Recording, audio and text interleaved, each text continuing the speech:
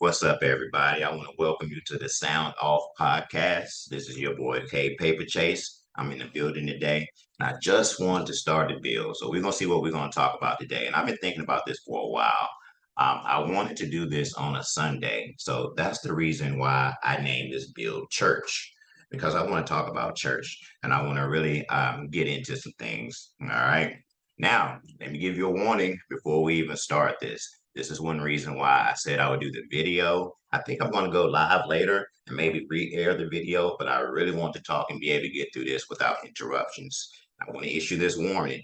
So anybody that's indoctrinated, if you got your religion thing going on, if you're indoctrinated by any way, if you fall in the paradigm, you will experience disbelief.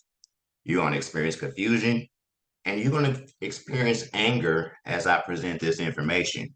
All right. You're going to get mad at me. You're probably going to say hurtful things about me because it's going to challenge your paradigm. So I just ask that you give this a chance and just don't let your emotions get in the way of critical thinking. I'm a truther. I'm always looking for the truth. And I'm not going to tell you anything that's wrong. I don't really have a dog in this fight. I'm just giving you my perspective as far as how I feel. So let's go ahead and get started.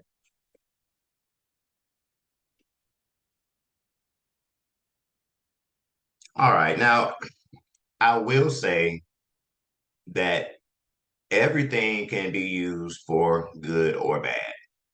So, why I don't necessarily agree with religion for me, as far as I feel that I don't necessarily need a religion to, do what I need to do well and to be a good person, a good citizen. A lot of people may feel like they do need that. Some people need the Ten Commandments. Some people might need somebody to tell them, hey, you shouldn't kill that person.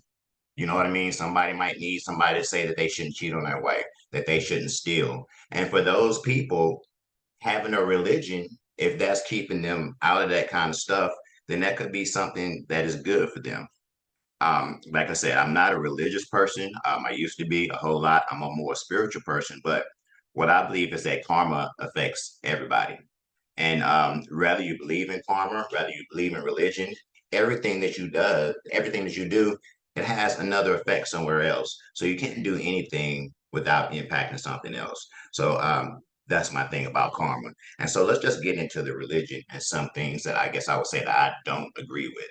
And I was talking about karma, the first thing. I'm going to be talking from a Christian perspective because I was raised a Christian. My grandfather was a preacher. So, I was kind of brought up in the church. And I guess the thing with me at the church, as far as being little, because being little, I was very inquisitive. So I always wanted to know, like, I would have questions.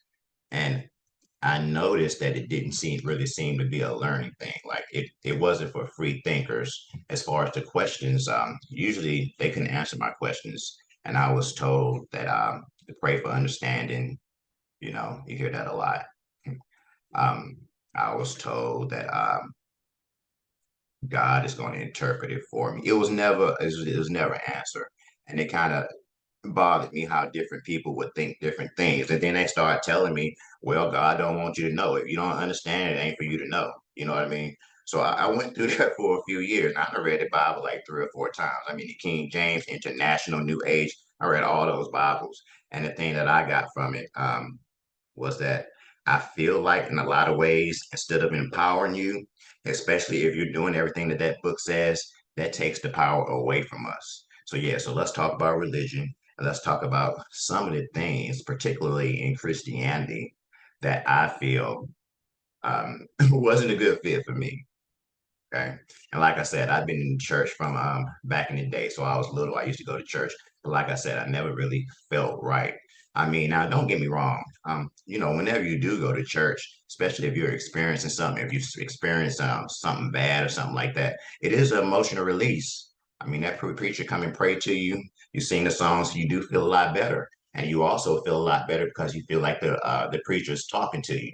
But that's like therapy. That's like any other form of therapy. You do have an emotional release, but I don't think that is necessarily doesn't necessarily have to be a spiritual thing. It just could be like you just letting off those emotions, which you would do anyway. You just chose church, to be your outlet to get those feelings out. Okay.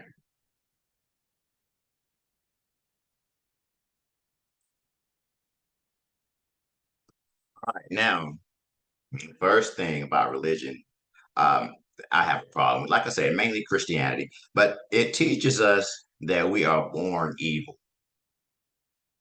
So that means from the very beginning, if I'm born an evil person, then I have to spend all my life trying to repent for this evil. So I'm already born on the bad side.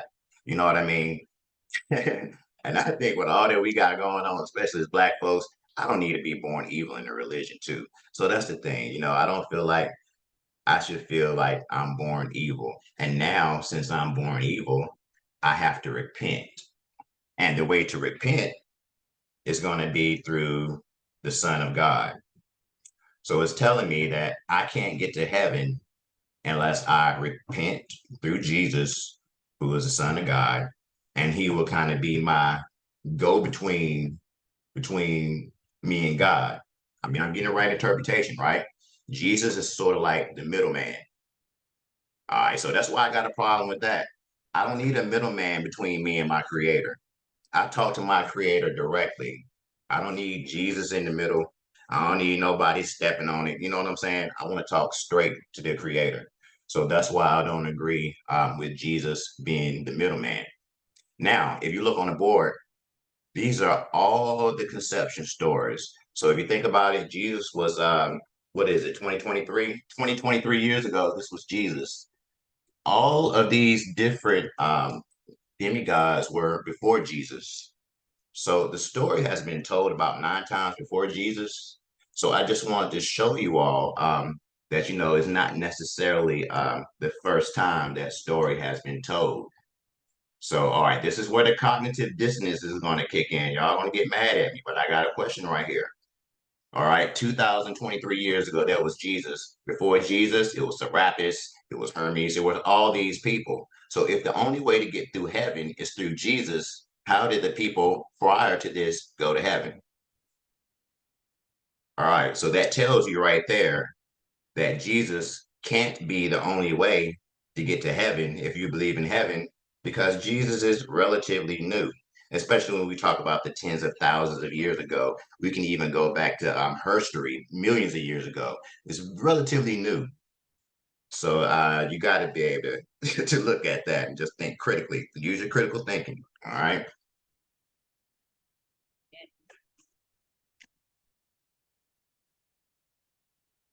All right. And the next thing. All right. So I'm gonna go to the next point. The next point is as far as religion, what I think could be a downgrade to our people or something that is holding us back because you're not believing in yourself.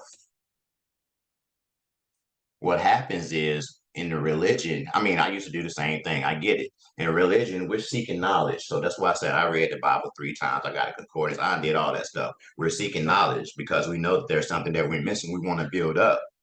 But what we do is we seek outside knowledge. So me reading all the books and emerald tablets and all that kind of stuff, that's me seeking knowledge, but I was going on the outside. And I mean, that's good because now I'm well versed in all these religions and these different ideas. But the thing is, all of our answers are on the inside. They're not outside. So any religion or any kind of indoctrination that is telling you to look outside of yourself for the answer, that's not giving you power because you're looking outside. You're looking for this man to pray to so that he can tell his daddy that you prayed to him and then hopefully to get a blessing one day. You see what I'm saying?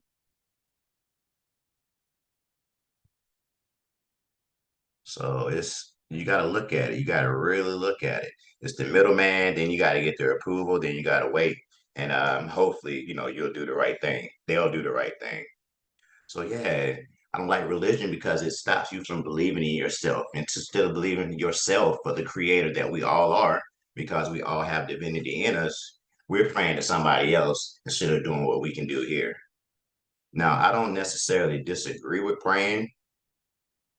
I think that praying, if you're doing it properly, you can definitely tap into your subconscious and you can definitely get some things done. But the praying should be giving you the power. Don't ever give anything more power on the outside of you that you give to yourself because you'll always be worshiping something else.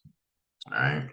Very dangerous. And a lot of our people are doing this. And it's even getting to the point where, like I said, a lot of the stuff in the Bible, a lot of this King James stuff, this was written to keep us this way. And the fact that it's a lot of our people, man, they just don't see it. They can't see it. Yeah, so we got to break out of that, y'all. We got to think critically about this stuff. And every time somebody gives us something, we don't have to accept it. Somebody tell us where you from, you don't have to accept that. Check your own roots. Make sure you want a Native American. Don't let these people tell you from Africa. Nobody else does that but black folks. They're always telling us where we're from. Get your own identity. Don't let people tell you where you're from. Don't let people tell you where to worship. Look inside yourself because that's the real power inside of you. Yeah, so you don't want anything that's going to take any power outside yourself. And like I said, this story has been told dozens of times. It's been out there from conception. So all I'm saying is just, you know what I'm saying, just be smart about it. You can't tell me that these people say Hermes, these people that are saying, okay, I'm praying to Hermes back in the day before Jesus was even invented. You can't tell me that these people are going to go to your idea of hell, whatever the Christianity thing that says that hell is, that they're going to go to your hell because they're believing in their God instead of your God. You can't tell me that. That makes absolutely no sense. But y'all Christians gonna get mad at me though. Y'all gonna say it is, but it's all good. I've been there. I'm already expecting the reaction. It's all good. All right, now this is something that's gonna piss a lot of people off too. One of the reasons why I don't like a lot of stuff in the Bible and a lot of things about religion, because this God that we serve in the Bible is an angry, jealous God. You know what I'm saying? You have to sacrifice things. You have to sacrifice your kids. He tests you. He play games with you. He want to see if you're going to believe in him and all that. But if God is all knowing, why does he have to do that? So that's the issue that I have too. And it's funny because they say that we were created in God's image, but actually it's the opposite. I feel like the God of the Bible was created in man's image because this God is jealous. This God has favorites. He has a favorite people. He's going to treat these people better than the other people. So that's a direct contrast to this benevolent God that's supposed to be in the Bible. Do you see what I'm saying? So by me worshiping that, if I'm going to worship a God that has the same human emotions as I do, I can worship myself. Do you see what I'm saying? Does that make sense, people?